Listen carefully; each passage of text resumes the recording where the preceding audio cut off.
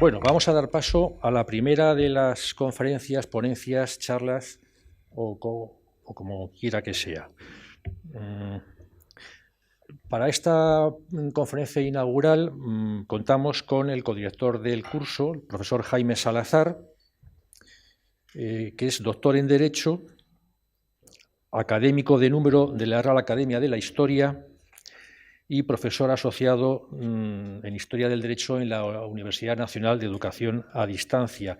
Y hace 16 años o 17 que fundamos con otro grupo de profesores, hay un máster de nobiliaria heráldica y genealogía que ha tenido y tiene su recorrido. Si me permiten, un recuerdo a uno de esos miembros fundadores hace 17 años de este equipo de profesores, que fue Faustino Menéndez Pidal, que nos ha dejado hace muy pocas semanas. Pues bien, en este equipo estaba también el profesor Jaime Salazar, impartiendo doctrina. También es académico correspondiente de otras academias, por ejemplo, la Real Academia de Jurisprudencia y Legislación. También es académico de número de la Real Academia Matitense de Heráldica y Genealogía, de la que ha sido durante muchos años también su director. Es fiscal y asesor histórico de la Asamblea Española de la Orden de Malta y vicepresidente de la Confederación Internacional de Genealogía y Heráldica. No voy a seguir con su participación en diversos órganos colegiados. Me voy a limitar ahora al apartado de reconocimientos científicos y condecoraciones. Por ejemplo, las más importantes: Premio Nacional de Historia compartido en la edición del año 2009. Premio Nacional de Investigación y Hallazgos de España en el 2009, y también le fue concedida la encomienda de número de la Orden de Isabel la Católica, que otorga el Ministerio de Asuntos Exteriores. Y entre sus publicaciones tiene muchos libros, muchos estudios, muchas monografías, además de un libro sobre genealogía española, o también un libro ya clásico que publicó el Centro de Estudios Políticos y Constitucionales en el año 2000 sobre la Casa del Rey en Castilla y León en la Edad Media, y otro también muy famoso y muy conocido, es el de los Grandes de España. Mencionar lo que ya antes he mencionado, que él también coordinó las dos obras de referencia en el panorama actual sobre la Orden de Malta, que es la Orden de Malta en España y nuevos estudios sobre la Orden de Malta. Y con esta modesta introducción les dejo a ustedes con la conferencia del profesor Jaime Salazar. Cuando quieras, Jaime.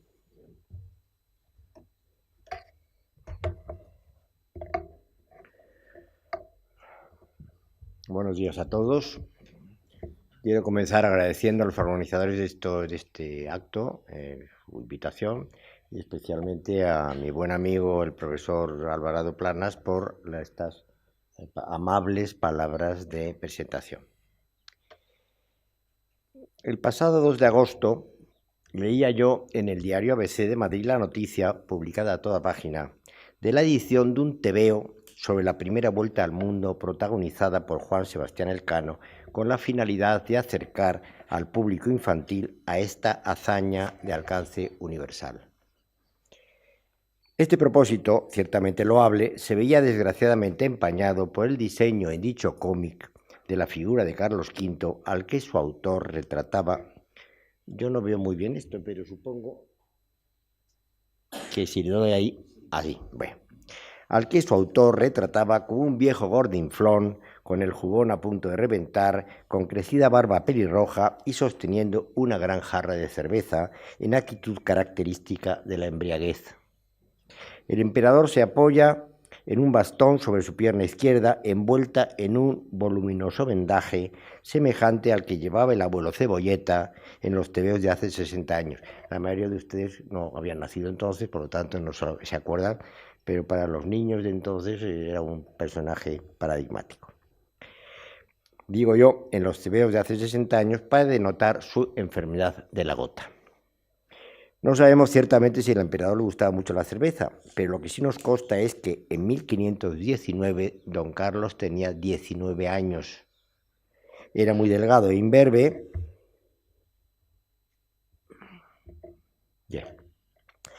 Y se desenvolvía con la dignidad de un príncipe del Renacimiento como miembro primogénito de la augustísima Casa de Austria, como entonces se decía.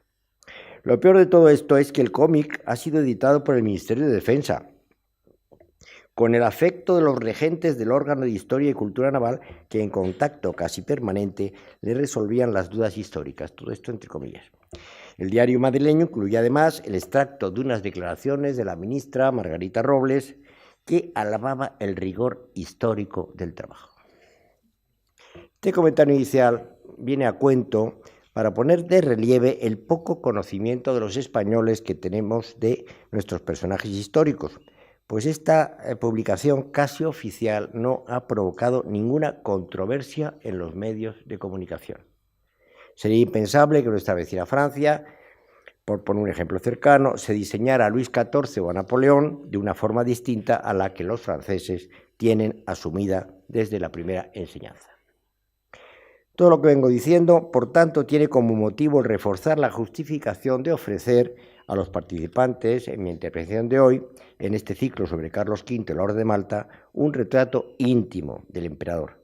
Quiero subrayar lo de íntimo, dando a este término una cierta amplitud. No nos vamos, por tanto, a referir a los acontecimientos políticos de su virreinado, ni a sus consecuencias para el devenir de la política europea de los siglos posteriores.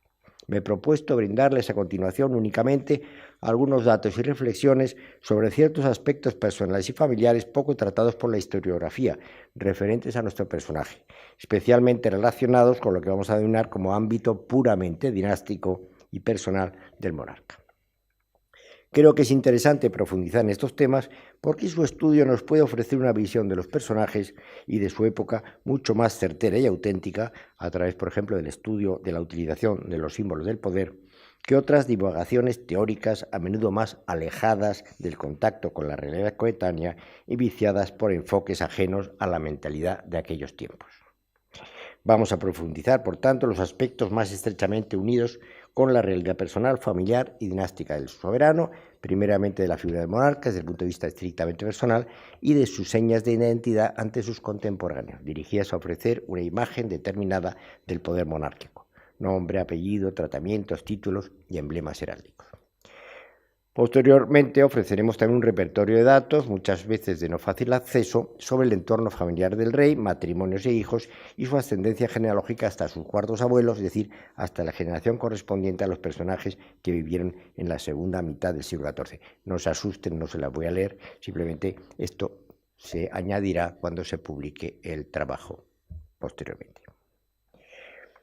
Nació el futuro emperador en Gante el 25 de febrero de 1500 como hijo primogénito varón de Felipe, luego llamado el Hermoso, archiduque de Austria y ya soberano de los Países Bajos desde la muerte en 1482 de su madre María de Borgoña.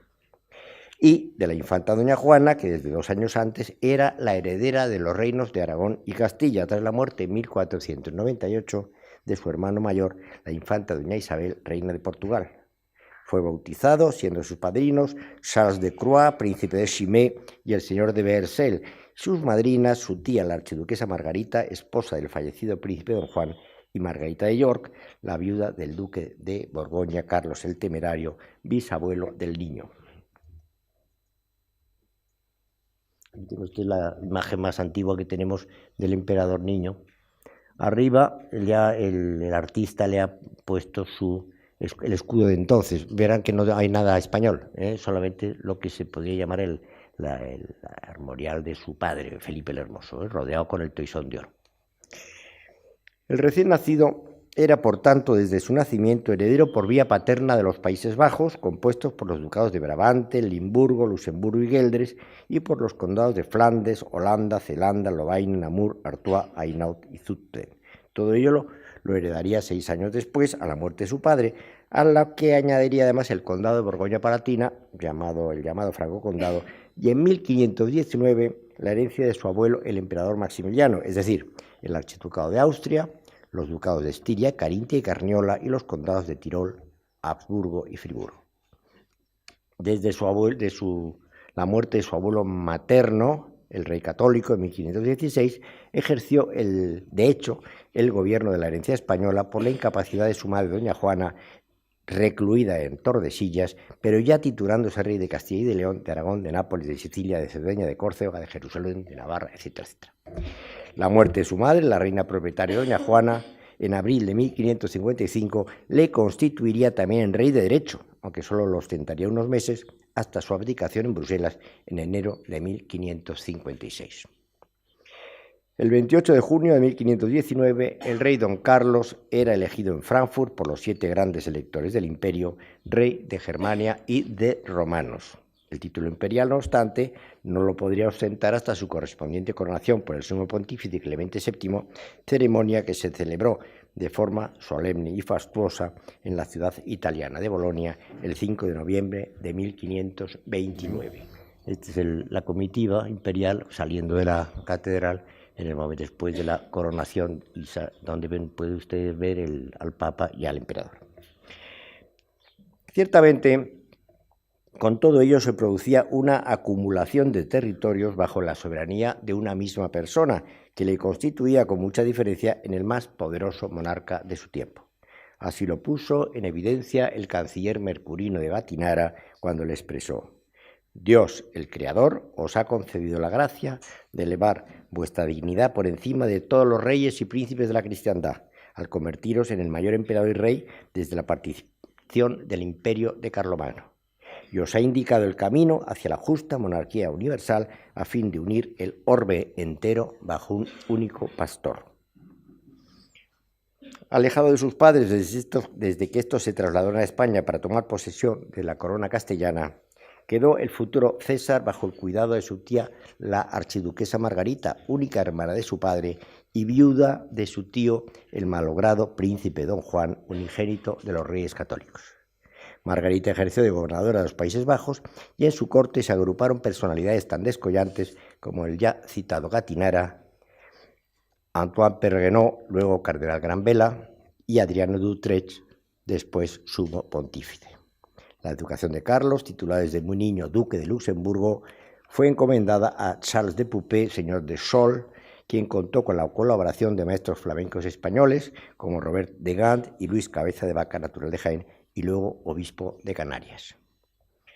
La formación de don Carlos iba dirigida principalmente a conocer la historia de sus reinos y de sus antepasados, pero Carlos no se distinguió por su especial afición a estos temas y, como la mayoría de los príncipes de su época, fue atraído en mayor medida por lo que constituían las actividades de un caballero de su tiempo: la caza, la equitación, el romper lanzas sin caer de la silla y el uso de las armas con ejercicios de puntería y de esgrima.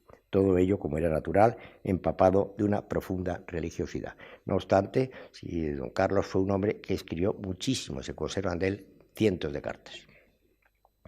El emperador veneciano Gaspar Contarini nos ha dejado la siguiente descripción del emperador Carlos V a los 25 años de edad. Es de estatura mediana, no muy grande ni pequeño, blanco, de color más bien pálido que rubicundo, del cuerpo bien proporcionado, con bellísimas piernas, buenos brazos. La nariz un poco aguileña, pero poco. Los ojos ávidos, el aspecto grave, pero no cruel ni severo.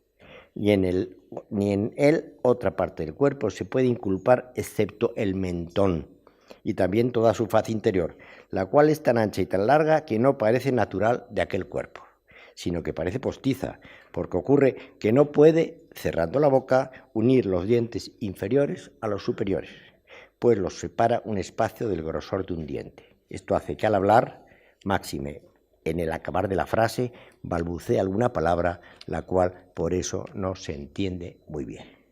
Es decir, el famoso prognatismo de los Austrias.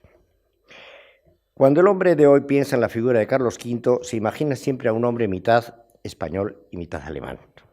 Pero esta idea es inexacta, porque tanto por su educación como por su sangre, el César Carlos tenía muy poco de alemán, aunque algo más de español, como luego diremos. ¿Y qué era entonces don Carlos? Si no era alemán ni español, era y se sentía borgoñón. En efecto, una de las cosas que tal vez no se subraya suficientemente por nuestros historiadores es la fascinación que a los primeros Austrias les producía su ascendencia borgoñona. Es indudable que el enorme prestigio del Gran Duque de Occidente, expresión al uso para denominar los duques de Borgoña de entonces, se explica porque, aunque estos solo constituían una rama menor de los Valois, reyes de Francia, su poder llegó a ser mucho más relevante que el de sus primos de la rama mayor, a quienes mantuvieron en jaque durante todo el siglo XV.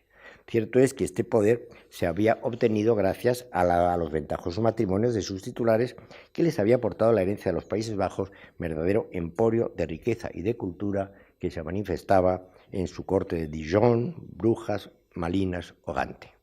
Esta aureola de verdaderos soberanos renacentistas les había hecho rodearse de una corte refinada de la que es máxima expresión aquella famosa etiqueta protocolaria denominada borgoñona, que los acompañaría durante varios siglos en sus cortes de Madrid y de Viena.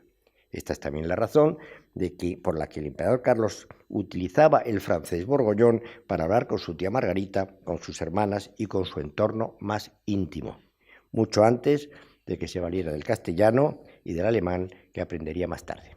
Su ideal caballeresco se veía unido íntimamente a la insigne Orden del Toisón de Oro por encima de las otras de su herencia española. Tengamos en cuenta, por ejemplo, que la Orden del Toisón no gozaba entonces del prestigio que luego alcanzaría, y el emperador podría haberla postergado, otorgando un mayor protagonismo a la castellana Orden de la Banda, a la que sin embargo sí relegó al instalarse en España hasta provocar su desaparición.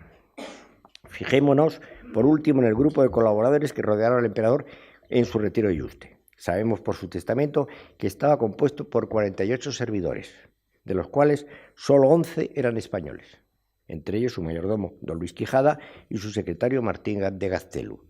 El resto eran flamencos y borgoñones, es decir, que la intimidad del emperador en sus últimos días siguió siendo esencialmente borgoñona. En un apéndice que se podrá ver al pormenor, cuando se produzca la publicación de este trabajo, expondré la ascendencia del emperador por todas sus líneas hasta llegar a los cuartos abuelos, es decir, lo que los genealogistas llamamos el árbol de costados, compuesto en la cuarta generación son 32, los padres, los abuelos de los bisabuelos. Todos ellos son perfectamente conocidos y su genealogía y emblemas heráldicos se pueden ver en el Escorial, en los dos cuadros que a petición de su hijo Felipe II fueron realizados por Fabrizio Castello. La primera curiosidad que hemos de hacer notar, lo cual nos supone una sorpresa especialmente entre las familias reales, es la de que de estos 32 antepasados, estos son en realidad 24, pues por razón de los matrimonios endogámicos, varios de ellos se hayan repetido.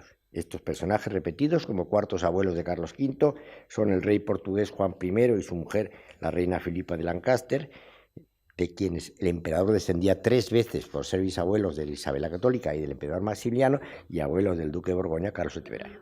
Juan I, rey de Castilla, y su mujer Leonor de Aragón figuran asimismo 2 veces por ser ambos bisabuelos tanto de Fernando el Católico como de Isabel la Católica. Juan Simiedo, por último, duque de Borgoña, y su mujer, la princesa Margarita de Baviera, aparecen también otras 2 veces como bisabuelos paternos y maternos de María Borgoña, abuela materna del César. Todo ello no es especialmente relevante desde el punto de vista genético, porque con Carlos V no había comenzado todavía la feroz endogamia de la dinastía, que iniciará el propio emperador al contraer matrimonio con su prima hermana Isabel de Portugal. En efecto, su hijo Felipe II y su nieto Felipe III tendrán solo 16 antepasados de los teóricos 32. Felipe IV, 12, y así hasta llegar a Carlos II, que de sus 32 abuelos teóricos solo tiene 10, con las consecuencias que ello, claro, comportó para la propia salud del monarca. El otro tema a examinar en la ascendencia de Carlos V es el origen racial de su sangre. Ya ha afirmado en otras ocasiones que entraña una gran dificultad la clasificación étnica de los personajes reales por su pertenencia a dinastías que constituyen en realidad compartimentos estancos con respecto a los pueblos que rigen, y que se ha de tener además en cuenta el enorme componente germánico de todas las dinastías europeas, que provienen en mayor o menor medida de los pueblos conquistadores de Roma. Pero dentro de la inseguridad en la que nos desenvolvemos, en este punto sí podemos aventurar la siguiente conclusión, después de examinar de la relación de los 32 antepasados, los 32 cuartos abuelos de Carlos V. Y esta es que el emperador era claramente latino, pues 23 de sus 32 abuelos lo eran. De los 9 restantes, solo 3 eran germanos, uno precisamente su antepasado Habsburgo, figurando también 4 ingleses y 2 polacos. Desglosando más, podemos decir también que de sus 23 abuelos latinos, 9 eran castellanos, 6 portugueses, 4 franceses, 3 aragoneses y un italiano.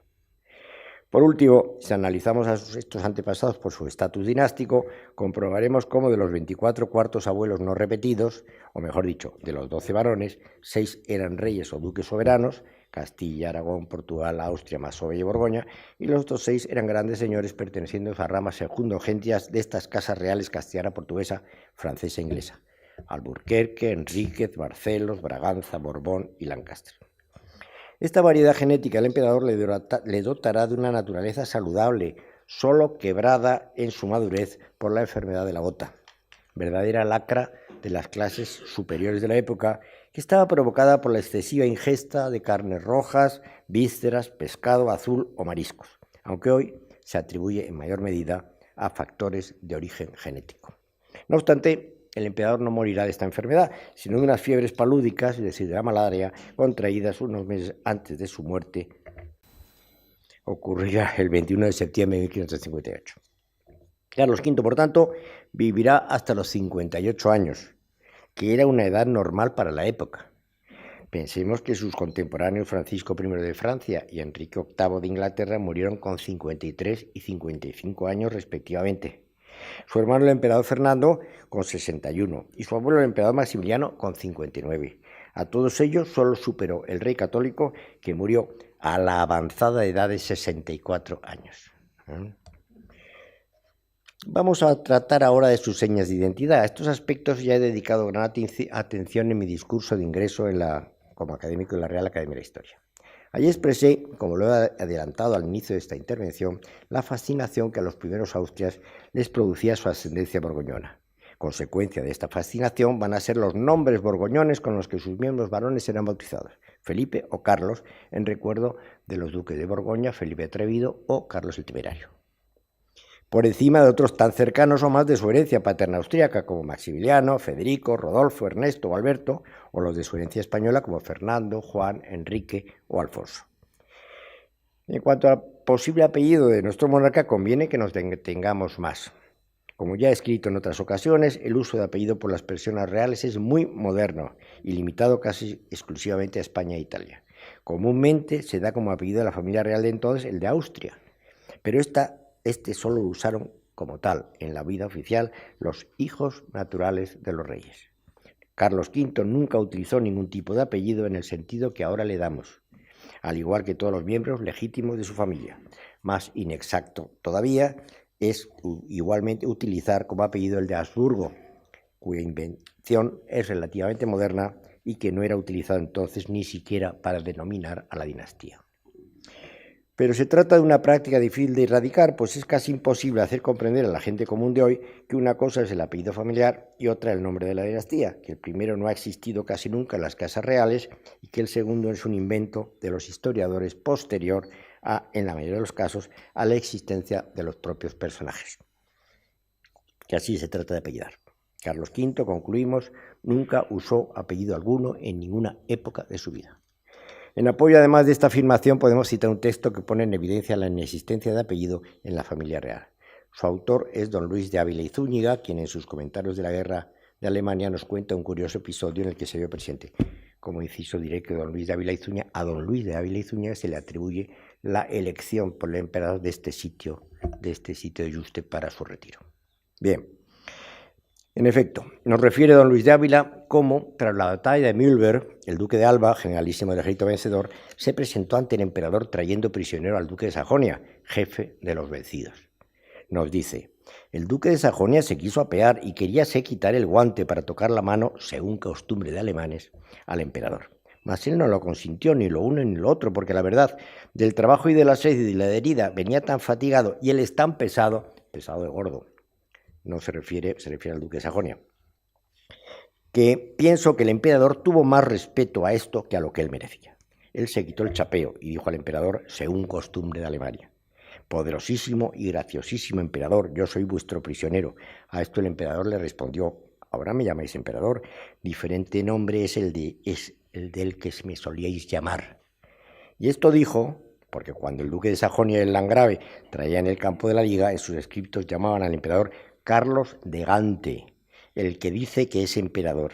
Y por esta causa el emperador respondió así. Y el duque de Sajonia no respondió nada, sino alzando los hombros bajo la cabeza. Vemos, pues, por este texto, que la elección de su lugar de nacimiento para apellidar al César es una clara evidencia de que sus coetáneos no le suponían apellido alguno. Las primitivas razones de existencia de la heráldica ya habían desaparecido en la época del César Carlos y nos encontramos a este respecto en una fase de decadencia.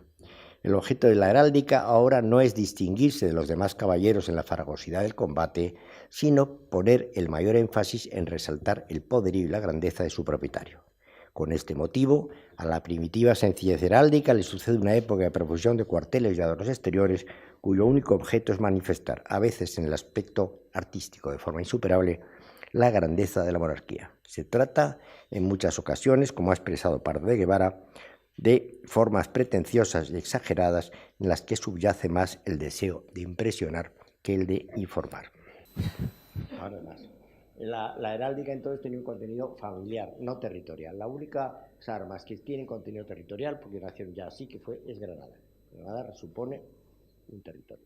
Lo demás supone a las familias que gobernaban ese territorio, por lo cual el emperador había heredado. Alrededor la orden del Toisón de Oro y encima la corona imperial con el águila bicéfala. Aquí aparece la cruz de San Andrés, que era una cruz típicamente de Borgoña y que luego ha pasado al ejército español. Y luego él llevaba sus divisa heráldica. Cuando alguien en aquella época se armaba caballero, elegía una divisa, una empresa, se decía entonces. Y la empresa del emperador fue las dos columnas de Hércules con el plus ultra. Una corona imperial y una corona real. ¿Entendido? Esta divisa desaparecerá y volverá a aparecer en el siglo XIX, porque ya Felipe II no usó divisa, heráldica, de caballeresca, mejor dicho, ¿no? Entonces, pero luego se volvió y curiosamente hasta la República incluso las utilizó, pero ya sin coronas. ¿De acuerdo? Bueno.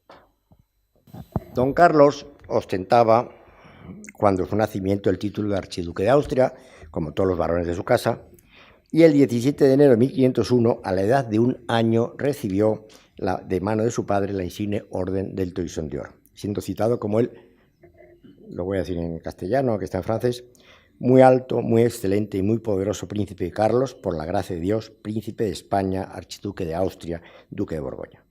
Poco después le cedió su padre además a la manera feudal el título de duque de Luxemburgo. En el testamento de su abuela, la reina católica, en 1504, es llamado el infante don Carlos mi nieto, hijo primogénito heredero de la dicha princesa y del príncipe don Felipe su marido.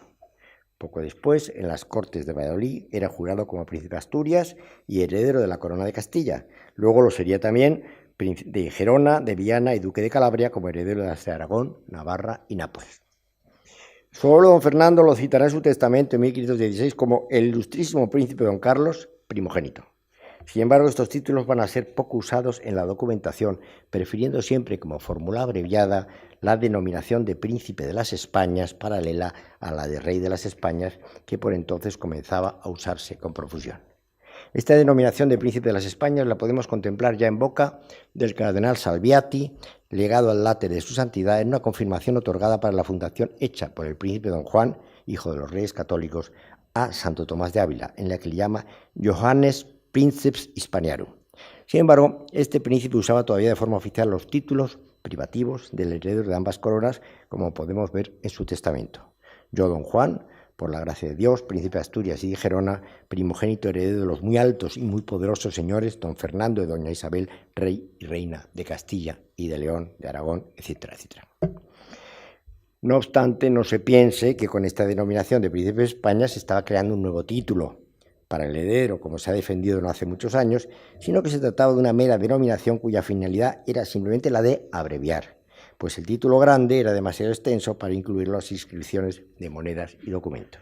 Este error, que viene antiguo, ya era común en el siglo XVII, pues el propio Esteban de Garibay tuvo que salir al paso en una de sus obras donde nos aclara. Es cosa impropia decir para los primogénitos de estos reinos, príncipes de Castilla o de España, sino de las Asturias, aunque el vulgo, con ignorar esto, tiene recibido lo contrario.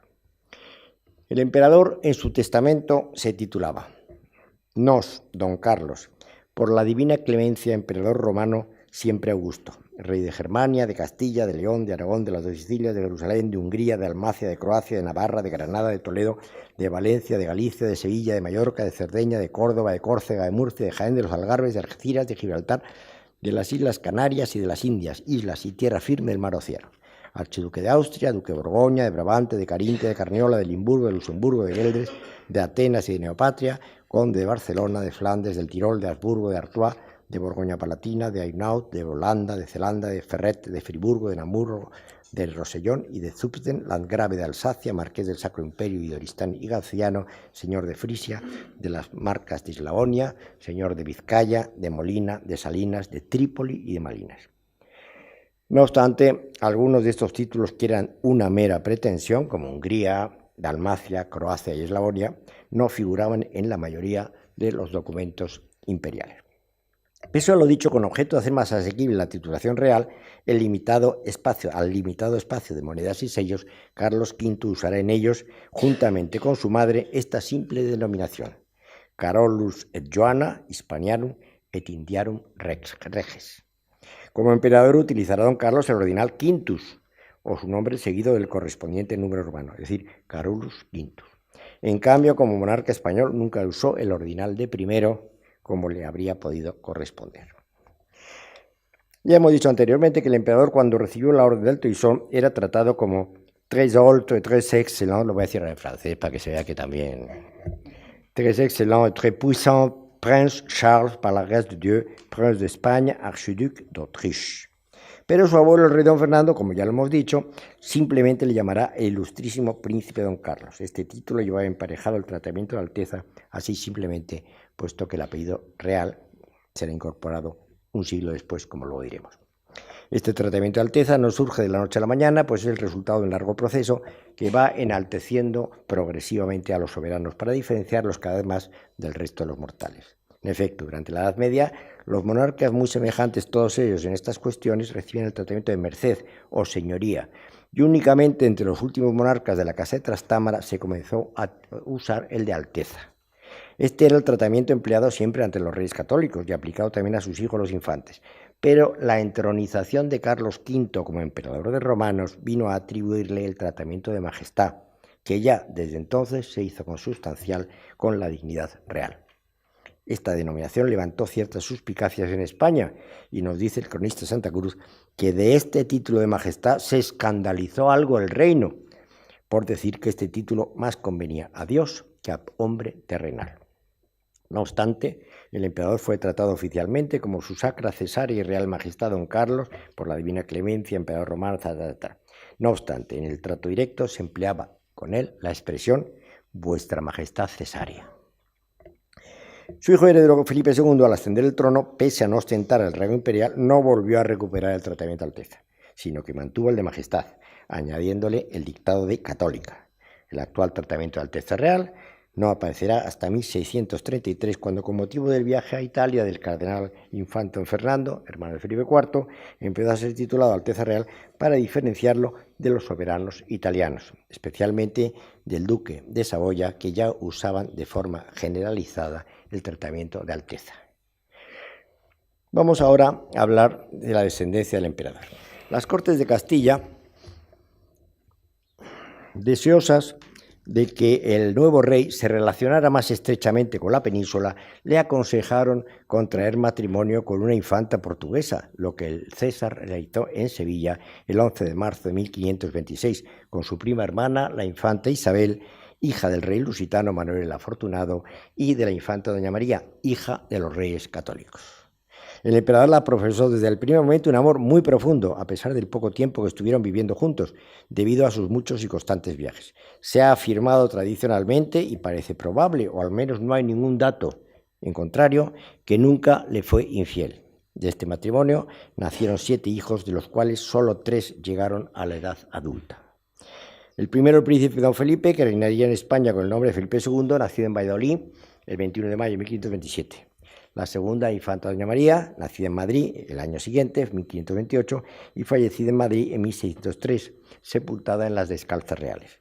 Casó esta infanta en Madrid en 1548 con su primo hermano Maximiliano II, emperador de romanos, rey de Hungría y de Bohemia, también primo hermano suyo, con numerosa sucesión. Y por fin la infanta doña Juana, gobernadora general de los reinos, nacida en Madrid el 24 de junio de 1535 y fallecida en el Escorial en 1573.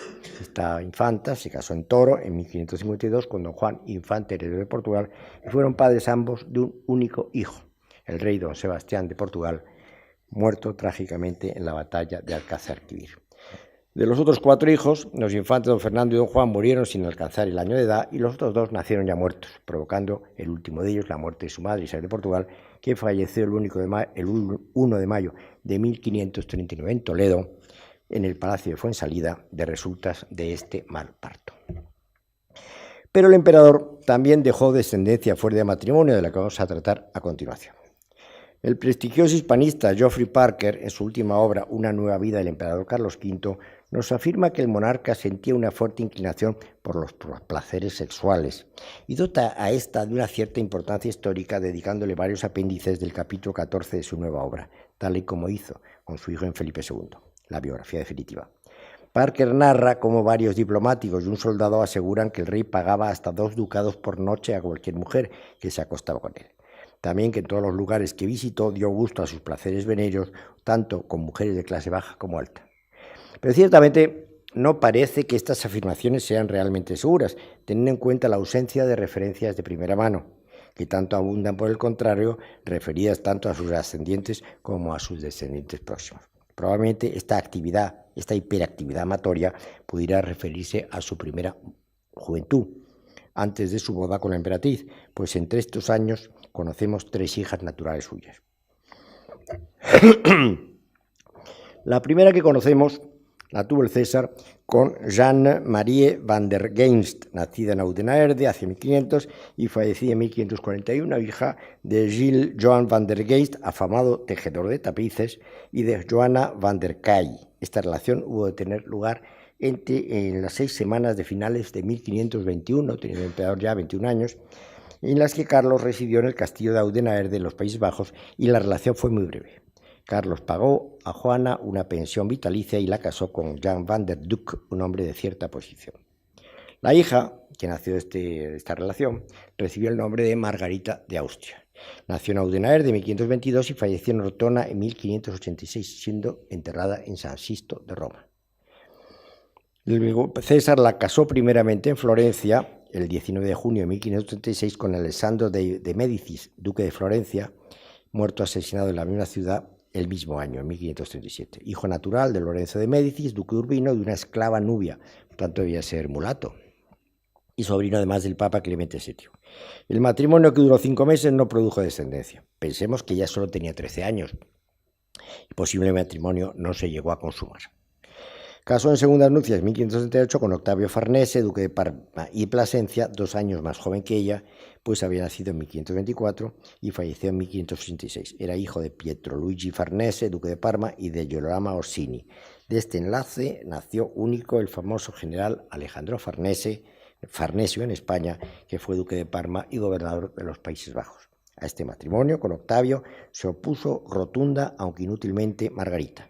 Durante el resto de su vida se jactó de no haber pronunciado el sí el día de la boda, habiéndose presentado a la ceremonia nupcial vestida aún de negro con el luto de su anterior esposo.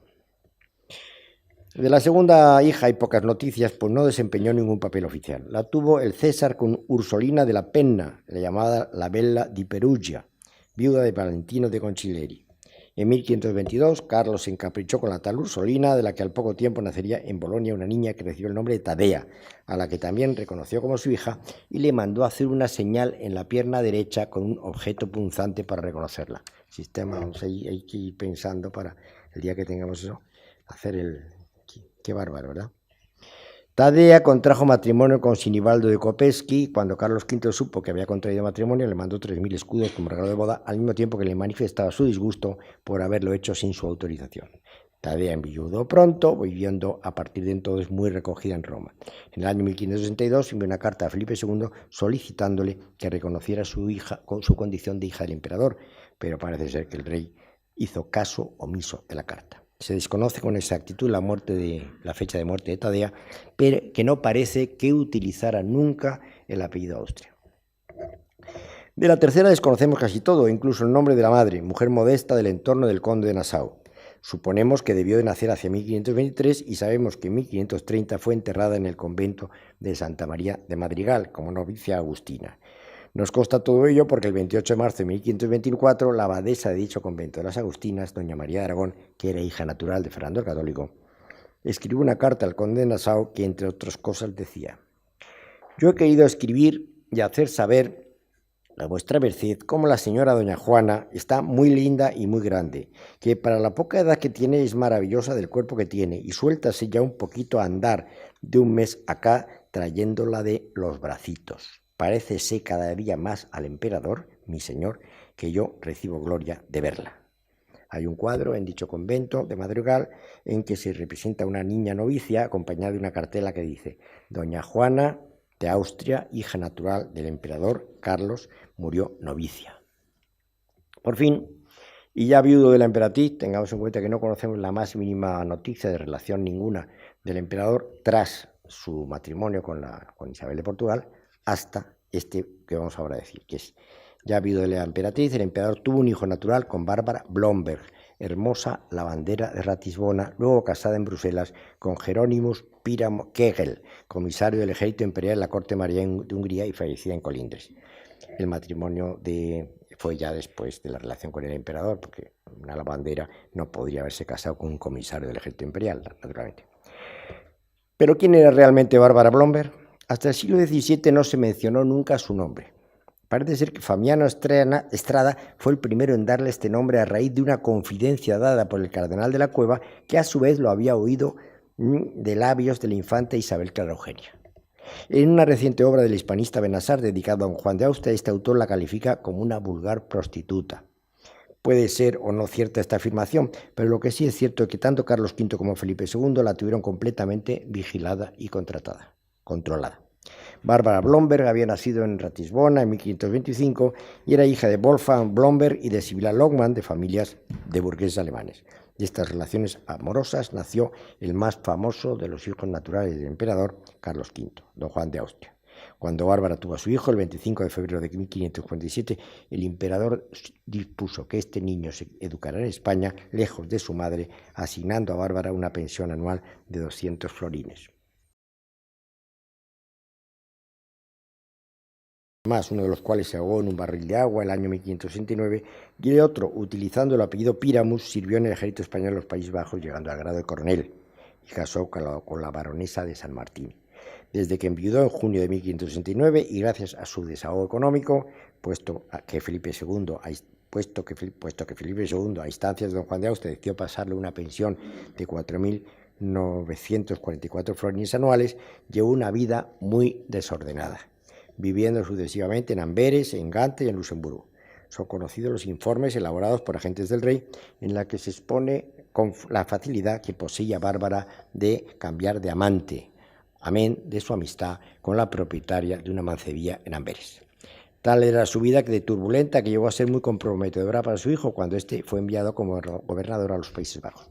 Por ello, en marzo de 1577, don Juan de Austria decretó entonces que se marchase a España.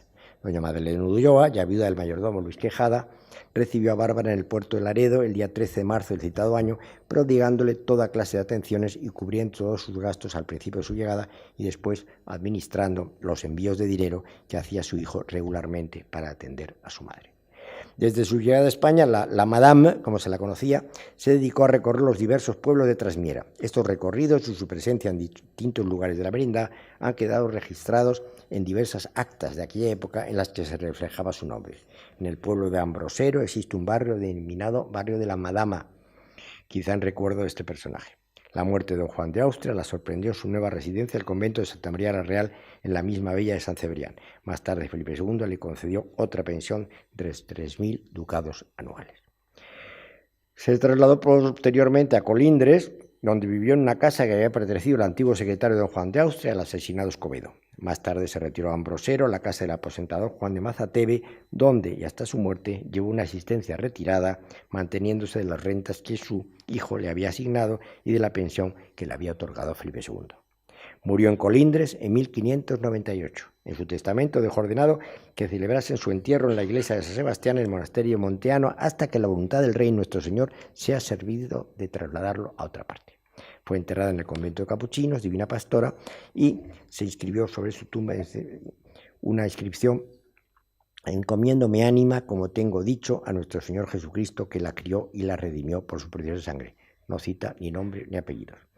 Don Agustín de Alvarado, uno de sus testamentarios, dirigió al rey Felipe III una carta rogándole que de la pensión 3.000 ducados que tenía asignada en vida se cubriesen los gastos de enterramiento. Y hasta el año 1958 no se sabía con exactitud dónde estaba el lugar, que descubrió el monje franciscano Juan José Mieg. De esta relación había nacido el señor don Juan de Austria, generalísimo de la Liga Católica, otro turco, gobernador de los Países Bajos, que había nacido en Ratisbona el 24 de febrero de 1545 y que de niño fue conocido como Jerónimo, el famoso Jeromín. Aquí lo vemos, el día en que fue presentado el emperador en esta casa precisamente. El cuadro es un cuadro historicista del siglo pasado, pero en fin, refleja bastante bien el ambiente. Y venía acompañado de don Luis Quijada, mayordomo del emperador, que era quien hasta ese momento le había educado y le había acogido en su casa. En los últimos años se ha venido a sumar a esta lista de 4 hijos otra que habría tenido con la reina viuda doña Germana de Foix.